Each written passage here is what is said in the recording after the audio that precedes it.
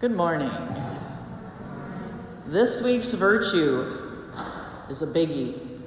It's one that we all need to keep working on, and it's one that when we look at any other virtue, they really all tie to this. It is the virtue of self-control. Oh my gosh, that's a hard one. We want what we want, and we want it now. We don't like waiting, and we certainly don't like the word no. Right? When we want something, we want to hear yes, and we want it to be coming very quickly. And self-control is really the opposite of that to some degree.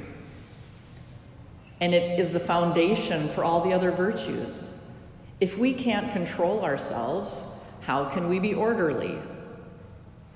If we don't have any control over ourselves, how can we be moderate, temperate, just, all of the virtues that we talk about?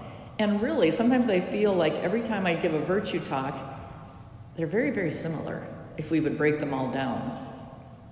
Because the goal is the same, right? We want to become more holy. We want to live more like the image of God, and God in His perfection and His love for other, and His will for the good of everybody else. That is what we should be striving for. And right now is a perfect opportunity to be practicing self-control, to listen. And that's one that during this week perhaps is the best place for us to start. Self-control within the classroom. We have to take this step by step. Teachers can only do so much. We can give you the information. We can try to design good lessons for you, something that's active. But if you don't exert some self-control and get yourself to focus on what we're doing, there's not much that's going to happen with that. You could have the most amazing teacher in front of you, like you do every day, all day long here. But if you don't do something with that, it wouldn't matter who was in front of you. We talked about this in 6th grade last week. God has put you right here, right now, for a reason.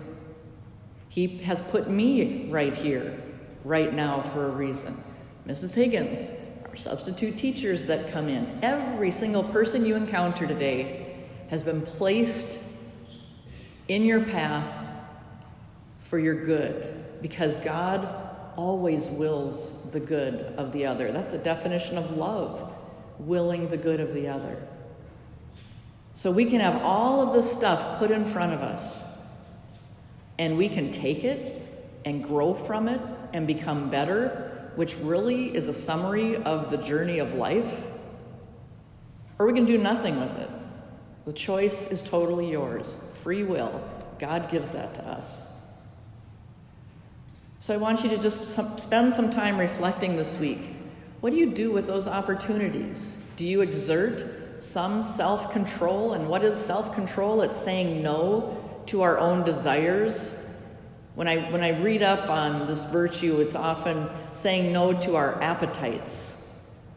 And that immediately makes me think of food, which I think in our country, because we have so much, that can be a hard thing to do. We have so much. Think of your bucket of Halloween candy. Is it hard to exert self-control when you start eating? Has anybody ever eaten so much candy that you got a stomachache? Not too many of you. That's really good. But that's a perfect example of loss of self-control. And we even know it. Like I take that second helping and it's like, oh, I know I'm gonna be too full. But in the moment, this is what I want because it tastes good or feels good, or I think I'm going to get, some satisfaction from it. That's what drives us. But we are in training. We are in training for eternity. Self-control is like a muscle.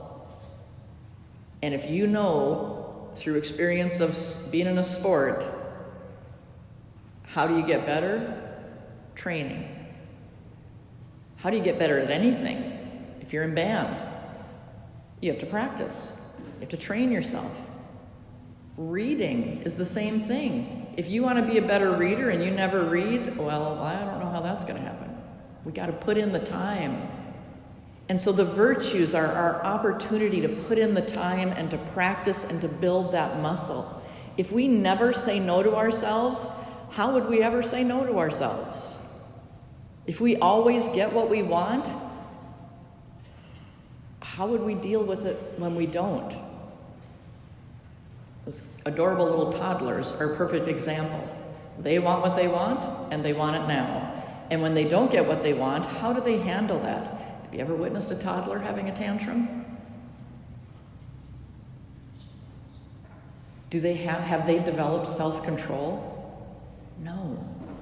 Have you developed self-control? Yes, you have. I have yet to see somebody have a meltdown like a toddler in the middle school. So we've made progress. We are always growing through these opportunities that God gives us. But are we where we need to be? No, none of us are. As old as I am, I'm not there yet. Stuff doesn't go my way, I'm not always very happy. And I lose sight of what is important when I'm focused on what I want. So let's build that muscle of self-control. Let's train it. Let's take advantage of opportunities placed in front of us.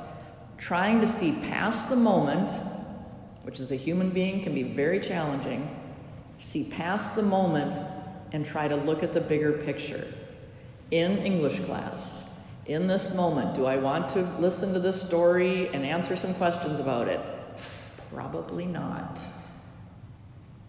But the bigger picture, where you will be as a result of that, is going to make everything else easier. It's going to lead you down a great path to success in other things. We've got to keep that bigger picture in front of us.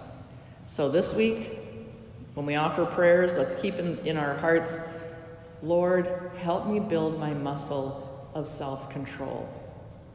And I think a really helpful thing when you're in that moment of, should I do this or should I do this? Should I do this really fun thing right in this moment that's really going to make me be hilarious in front of my classmates or really entertain myself? Should I do this or should I do the expectation that I know is set for me?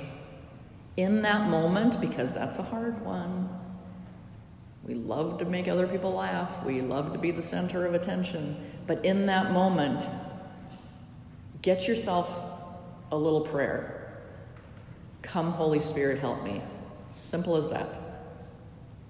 Neighbors talking to me in class. I know I'm supposed to be listening.